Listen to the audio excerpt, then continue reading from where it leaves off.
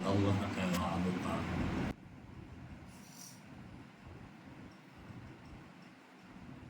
عن عائشة رضي الله عنها قالت: ما رأيت النبي صلى الله عليه وسلم مستجمعا واضحا حتى أراه منه لهواتم إنما كان يتبسم. رواه البخاري.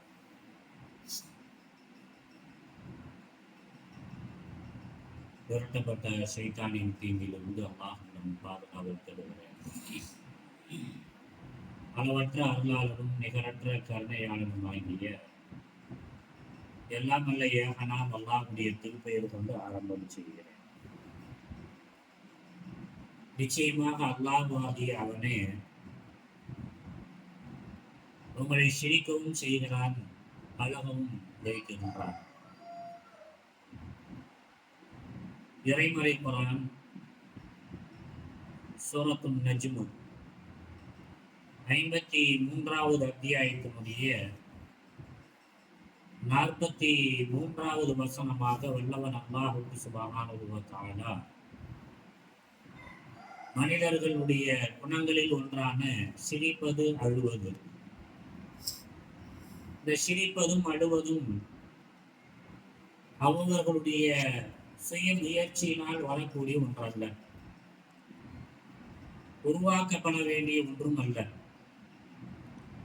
இயல்பாக படைத்த இரட்சகன் படைத்த நாளிலேயே நமக்கு அழக்கூடிய சிரிக்கக்கூடிய உணர்வை வல்லவன் அல்லாஹ் சுப்ஹானஹு வ தஆலா தந்திருக்கிறான்.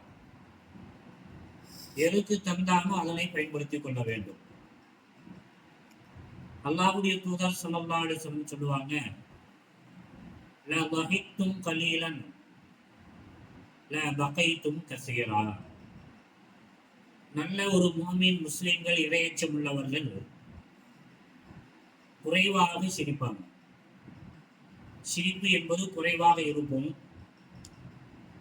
அழுகை என்பது மிகுதமாக இருக்க வேண்டும் என்று அல்லாஹ்வுடைய தூதர் ஸல்லல்லாஹு அலைஹி வஸல்லம் அவர்கள் சொல்லியிருக்கிறார்கள்.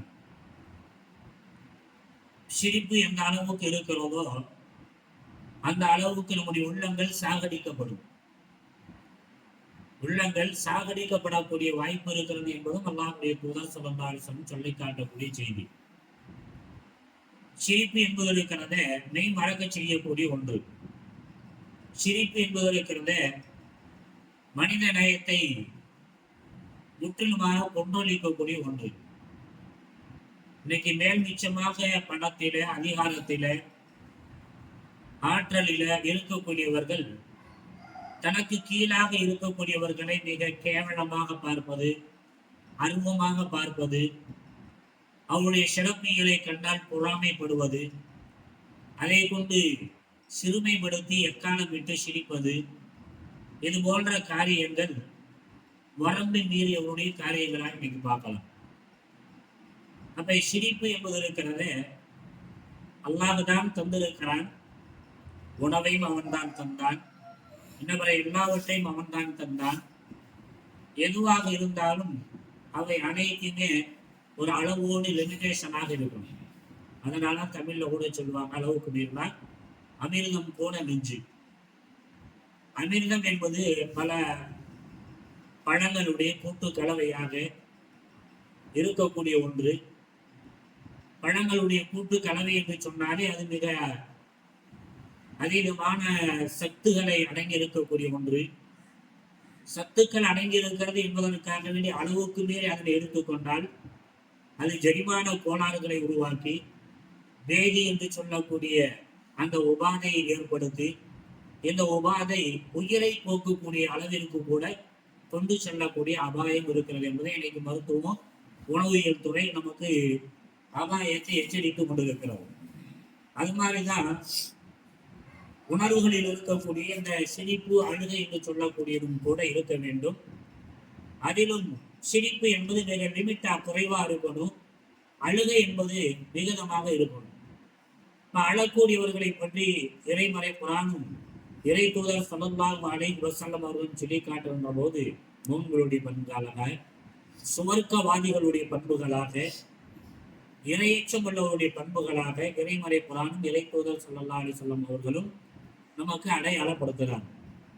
அழுவது உள்ளத்தை சாகடிக்கக்கூடிய ஒன்று, மனித நேயத்தை இல்லாமல் ஆக்கக்கூடிய ஒன்று என்றும், அதே நேரத்தில் அழுகை என்பது இருக்கிறது ஒரு பக்கம் கோழைத்தனத்தை உருவாக்கக்கூடியது என்றாலும் கூட, முக்கியமாக அழுகை மார்க்க ரீதியாக வரக்கூடிய அழுகை, கோழைத்தனம் எப்போ உருவாகும், போச்சே என்று சொல்லக்கூடிய நிலை.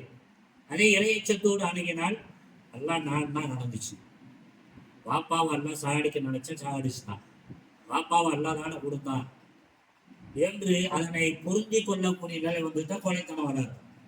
ஆனாதான் உம்மு சலமா ரலியல்லாஹு அபூ தல்ஹா அவர்களும் தன்னுடைய குழந்தை இறந்த சமயத்துல என்ன செய்யறாங்க, அதை மறைச்சிடுறாங்க. குழந்தை நோயோடு இருக்கிறது, வேலைக்கு காலையில கிளம்பி போறாரு கணவன், மாலையில வீட்டுக்கு வர்றாங்க. வந்த உடனே கொலை ஏற்படுறதுக்கு ஏற்கனவே இறந்தாச்சு, குளிப்பாட்டியாச்சு, டஃபன் பண்ணி கஃபன் ஆடை சுட்டி வச்சுட்டாங்க. ஒரு தாய், இறையச்சத்தோடு அணுகக்கூடிய தாய், இறையச்சத்தோடு அணுகக்கூடிய தாய். இப்படி நம்மளாம் அப்படித்தான் இருக்கிறோம். இன்னைக்கு இறையச்சத்தோடு அணுகிற மாதிரி இன்னைக்கு பெரும்பாலான முஸ்லிம்கள் தாய்மார்களாக இருந்தாலும் சரி, ஆண்களாக இருந்தாலும் சரி, அப்படிப்பட்ட நிலையில இல்லை. அது ரொம்ப ரொம்ப பலகீனப்பட்டு போயிருக்கிறோம். கவனிக்கிறாங்க, இறை நாட்டத்தை, இறை செயல்பாடுகளை பொருந்தி கொண்டிருக்கிறதுனால அவங்க என்ன செய்யறாங்க, சிரிப்பா இருக்கட்டும், அழுகையா இருக்கட்டும், எதை லிமிட்டுதான் அல்லாஹ் தந்திருக்கிற அந்த அளவோடு பயன்படுத்துறாங்க. அப்ப குழந்தைய தஃபன் பண்ணி வச்சிருக்கிறாங்க, சாயந்தர பொழுதுல வர்றாங்க, பிள்ளை எப்படிப்பா இருக்கான், நீங்க போகும்போது இருந்த விட இப்ப சலாமத்தா இருக்கிறான். பொய்யை சொல்லல, உண்மையதான் சொல்றாங்க. இப்ப இறந்துட்டா என்ன செய்வாங்க, எந்த நோவும் இல்லை, எந்த நும்பலும் இல்லை, எந்த வலியுறுத்தமும் இல்லை, அந்த குழந்தை சலாமத்தா இருக்கு. இந்த செய்தியை சொல்றாங்க. அப்படியா, சரி, என்ன செய்யறாங்க, உணவு உட்கொள்றாங்க, அவங்கள சந்தோஷப்படுத்தி நிறுத்தி வீடு கொடுறாங்க. வீடு கூடியதற்கு பின்பாக செய்தியை சொல்றாங்க. அல்லாஹ் மட்டும் ஒரு ஆள் ஒருத்தர் உங்கள்கிட்ட வந்து ஒரு அமானிதமா ஒரு பொருளை கொடுத்தாரு, அவர் வந்து திருப்பி கேட்டா என்ன செய்வீங்க, கொடுக்க வேண்டியதானே, அவர் கொடுத்த பொருள் அவருக்கு கொடுக்க வேண்டியதானே. அதே மாதிரிதான் எல்லாம் நமக்கு குழந்தைய கொடுத்தாலும் எடுத்துக்கிட்டான். என்ன செய்யறாங்க, கணவனுக்கு சொல்லுகிறார்கள். இந்த செய்தி அல்லாஹ்வுடைய தூதர் ஸல்லல்லாஹு அலைஹி வஸல்லம் காலை பொழுதில் சொல்லப்படுகிறது. கேட்கிறாங்க, அவங்கள வீடு கொண்டீங்களா? ஆமா. இதை விட சாலை சிறந்த ஒரு குழந்தை உங்களுக்கு அல்லாஹ்வால் தரப்படுவதாக வாக்களிக்கப்பட்டிருக்கிறது என்று அல்லாஹ்வுடைய தூதர் ஸல்லல்லாஹு அலைஹி வஸல்லம் சொல்றாங்க. அதே மாதிரி சிறந்த குழந்தையை பெற்றெடுத்தாங்க. அப்ப ஒரு மக்கள் மூமின்களாக இருக்கக்கூடியவர்கள் எப்படி அணுக வேண்டும் என்று சொல்லக்கூடிய செய்தி இதில் நமக்கு சொல்லப்படுகிறது. இன்னைக்கு சந்தோஷத்தினுடைய மீதால் சிரிப்பு இருக்கிறது, கவலையினுடைய மிகப்பெரிய வெளியேற்றமாக அழுகை இருக்கிறது. அந்த அழுகையும் கூட எப்படி இருக்கணும்ன்றத சொல்லி காட்டக்கூடிய அல்லாஹ்வுடைய தூதர் ஸல்லல்லாஹு அலைஹி வஸல்லம் அன்னை ஆயிஷா ரலியல்லாஹு அன்ஹா சொல்லி காட்டுவாங்க. அந்த ஆயிஷா ரலியல்லாஹு அன்ஹா قالت ما رأيت النبي صلى الله عليه وسلم مستجمعا ضاحكا. அல்லாஹ்வுடைய தூதர் ஸல்லல்லாஹு அலைஹி வஸல்லம் ஒருபோதும் தன்னுடைய தொண்டை முழுமையாக தொண்டு தொண்டை சதை இருக்கா இல்லையா, அது தெரியக்கூடிய அளவுக்கு ஒரு காலத்திலும் அவர் சிரிச்சதே கிடையாது. மாறாக ஹத்தா மினுஹு எந்த அளவுக்கு சிரிப்பாங்கன்னு சொன்னா, என்னமா காண தபசம், அது எப்படியா அவங்க சிரிக்கிறது, புன்முறுவல் பொறுப்பதுதான். இதை தவிர்த்து அல்லாஹ்வுடைய தூதர் ஸல்லல்லாஹு அலைஹி வஸல்லம் அதிகமா என்ன செய்ய மாட்டாங்க, கெக்களித்து சிரித்து அதனின் காரணமாக தொண்டைக்குடைய சதை தொங்கக்கூடிய அந்த சதை தெரியக்கூடிய அளவுக்கு ஒரு காலத்திலையும் சிரிக்கவே மாட்டாங்க, சிரிச்சு பார்த்ததில்லை என்று சொல்லக்கூடிய இந்த பண்பு நமக்கு சொல்லி காட்டப்படுகிறது. அப்ப நம்முடைய சிரிப்பு இப்படிதான் இருக்கும். நல்ல மக்களுடைய சிரிப்பு, இறையச்சவாதிகளுடைய சிரிப்பு, நோன்பினுடைய சிரிப்பு இவ்வாறுதான் இருக்க வேண்டும்.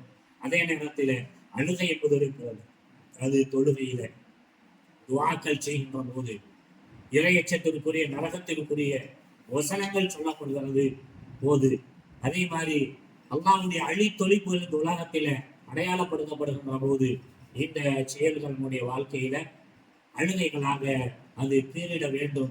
அப்போது நம்முடைய உள்ளம் நினைச்சையும் இறை எச்சத்தால் நிரம்பும், அது உயிர் பெறும், அது இறை எச்சத்தினால் சுவர்க்கத்தினால் இட்டு செல்லக்கூடிய ஒரு நல்ல மாற்றங்களை உருவாக்கி தரும் என்பதை மேற்கண்ட நபிமொழிகளும் இறைமுறை குரானுடைய வசனங்களும் நமக்கு பாடமாக சுட்டிக்காட்டி கொண்டிருக்கிறது. அப்படிப்பட்ட நல்ல பண்புகளை நம்முடைய வாழ்க்கையில கொண்டாடுவதற்கு முயற்சிப்போமாக. வல்ல அல்லாஹ் அதற்கான அறிவையும் ஆற்றலையும் தேட்டத்தையும் தந்தல் புரிந்தருவானா. நாளை நாள் சுபானகுல்லாம்.